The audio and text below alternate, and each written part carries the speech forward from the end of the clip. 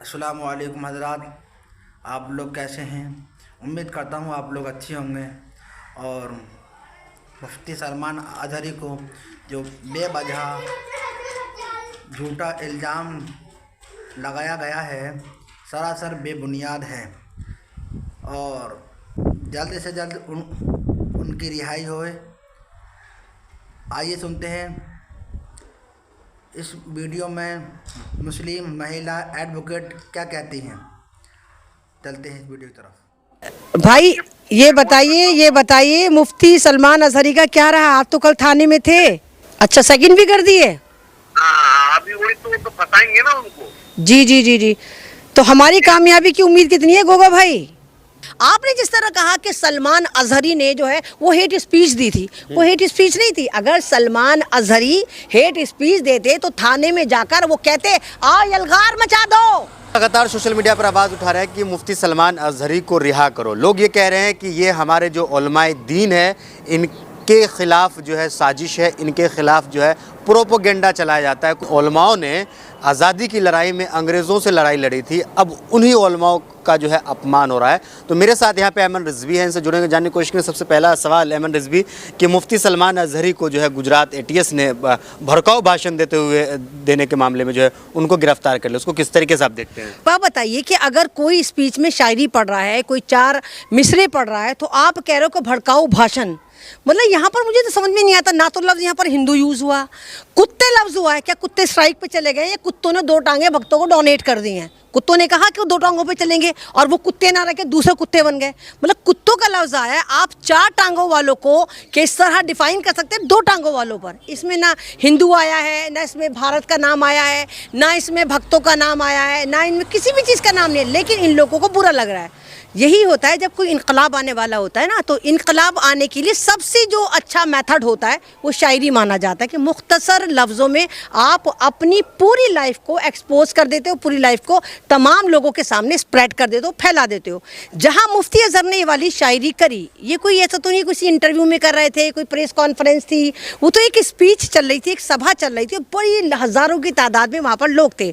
लेकिन प्रॉब्लम होनी बनती है। आप ये देखिए, जहाँ पर डंका पति का डंका बज रहा हो, जहां पर डंका पति के डंका बजने के बाद उनकी सभाओं में कोई आता ना हो, किस तरह वोटों की लूट खसोट करी जा रही है। आपने पंजाब में देखा किस तरह मेयर के इलेक्शन में बेईमानी हुई। वहां पर अगर शायरी करके आप लोगों के दिल में जगह बनाने की कोशिश करते हैं तो प्रॉब्लम होगी। और ये भी है, एक मिसाल ये भी है कि जब आपको सर्दी लगती है, आप कपकपाते, तो आप सुकड़ना शुरू हो जाते हैं। और जो लोग सुकड़ते हैं, श्रिंक होते हैं, वो सुकड़ते बौने हो जाते हैं। और बौने जो होते हैं वो किसी भी इनकलाब को उड़ाने के लिए काफ़ी होते हैं। हवा का एक झोंका आता है, एक इनकलाब आता है, इनकलाबियों की हवा आती है, रैली आती है और ये बौने उड़ जाते हैं। सेम उसी कंडीशन पर इस वक्त भारत के वो भक्त खड़े हैं। लेकिन सुरेश चौहान ने कहा कि गाली मुझे दी है। नहीं, तो वो जो सुरेश चौहान होता कौन है, मुझे ये बताओ। ये नफरती गेंडा होता कौन है?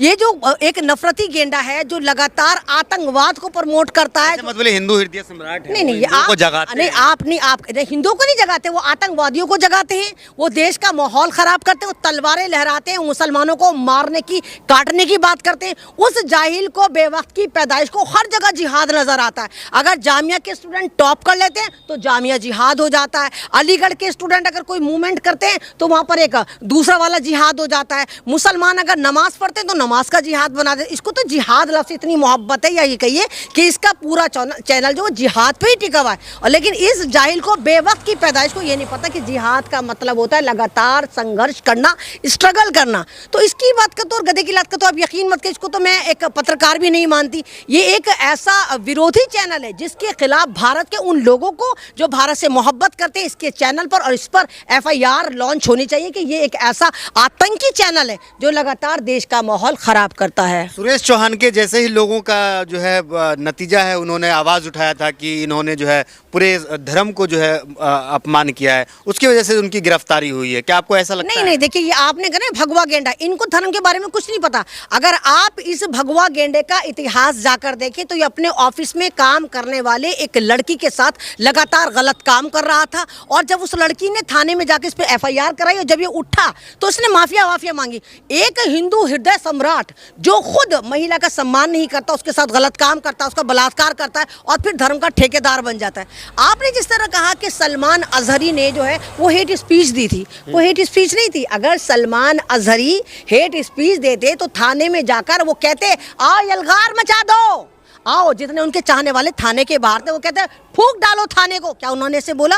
उन्होंने माइक पकड़ा और अंदर से कहा अपने उन तमाम लोगों से जो उनके चाहने वाले, उनको सुनने वाले वहां पर गए थे थाने में ये दिखाने के लिए कि मुफ्ती सलमान अजहरी तुम अकेले नहीं हो, हम तुम्हारे साथ हैं। तो उन्होंने अंदर से क्या मैसेज कहा था कि मैं चोर लुच्चा लफंगा मुजरिम नहीं हूं, मैं कानून पे यकीन रखता हूं, आप लोग लॉ एंड ऑर्डर मेंटेन करें, कुछ भी ऐसी हरकत ना करें जिससे मेरी और हमारी शनाख्त जो है मजरू हो।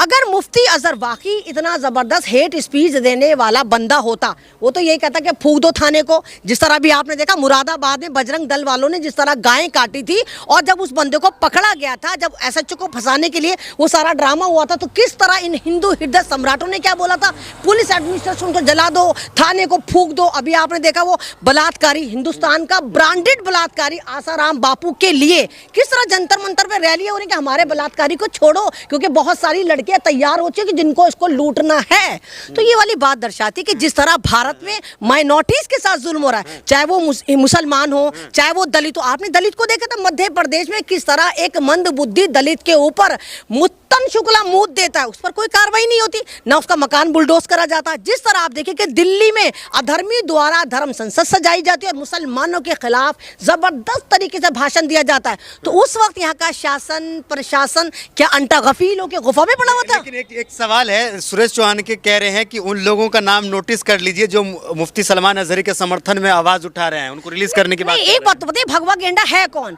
ये तो धोबी का कुत्ता है। इसकी औकात क्या है? धोबी का कुत्ता घर का ना घाट का। मैंने कहा ना, ये इस तरह के भाषण देके उन बेचारे भोले भाले हिंदुओं को अपने साथ लाना चाहते, जिनको यही नहीं पता कि मुफ्ती सलमान अजहर कौन है, उनको बेवकूफों को यही नहीं पता कि भारत का मुसलमान है कौन, उनको यही नहीं पता कि भारत में उलमाओं ने आजादी में कितना बड़ा योगदान अदा करा। आपने देखा कि अधर्मियों द्वारा उत्तर प्रदेश में धर्म संसद सजाई गई थी, आजादी के मुसलमानों को मारने की बात करी गई थी। आजादी की लड़ाई में तो जो है क्या नाम है, सुरेश चौहान का कि दादा परदादा भी होंगे। नहीं, इसके तो सर की जू तक नहीं आजादी में गई। हाँ, ये वो लोग हैं जिन्होंने अंग्रेजों की दलाली और गुलामी करके भारत में मुसलमानों को और भारत की आजादी में देर से मिलने की वजह जो बने, यही लोग बने। अगर ये वाकई भारत के लिए सक्षम होते या भारत के लिए वफादार होते तो इनके चैनल पर लगातार भारत को जोड़ने की बातें चल रही होती। भारत का मुसलमान भारत का है और भारत का वो मुसलमान, अगर आपको यकीन नहीं है चलिए इंडिया गेट चलिए, इंडिया गेट चलते हैं, वहां पर 72% मुसलमानों के नाम है जिन्होंने आजादी की राह में कुर्बानियां दी, फांसियों पे झूल गए। जिसमें दारुल देवन का अगर आपने नाम सुना हो, दारुल देवन के नियर अबाउट 40,000 उलमाए इकराम थे जो आजादी के लिए फांसी पर लटक गए थे। तो ये लोग आजादी की बात करते हैं, ये गुलाम लोग आजादी की बात करते हैं। लेकिन इस तरीके से नफरती बयान देना, जहरीली बयान देना ठीक है? नहीं तो आपको मतलब क्या लगता है, कुछ देर की खामोशी है फिर शोर आएगा, इसमें क्या नफरत है? कुत्तों का वक्त आता है, हमारा दौर आएगा, तो वक्त तो कुत्तों का ही आता है। आपने कुत्तों का वक्त नहीं देखा, कुत्तों का वक्त आता है। लेकिन सवाल यही है कि आपने अपने आप को कुत्ता क्यों समझा? कहीं ना कहीं तो दाल में काला है। मैं तो कहती हूँ उन